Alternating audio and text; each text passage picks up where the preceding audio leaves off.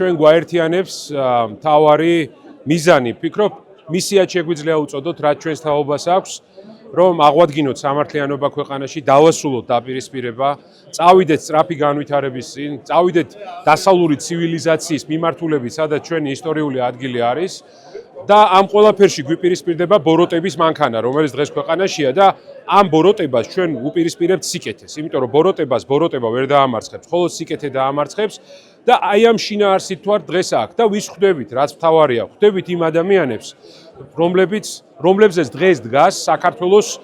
ბედი, რომლებიც ამდენი წელიწადზე მეტია პროტესტში იღებენ მონაწილეობას, რისთვის, რომ დაიცვან საკუთარი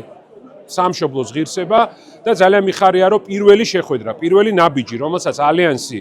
ოპოზიციის დგამს დღეს, არის ეძღვნება სწორედ შეხვედრას საზოგადოებასთან, ვიზეც დგას ქართული დემოკრატია დღეს და ჩვენ დარწმუნებული ვარ, თანხმობით, ერთიანი ძალებით, სიკეთით აუცილებლად მივაღწევთ შედეგს, რომ საქართველო იქნება ერთიანი, ძლიერი, ევროკავშირის წევრი ქვეყანა, თავაწეული რეგიონის ლიდერი სახელმწიფო, რომელიც საბოლოო ჯამში მოუტანს შედეგს ყველა ქართულ ოჯახს.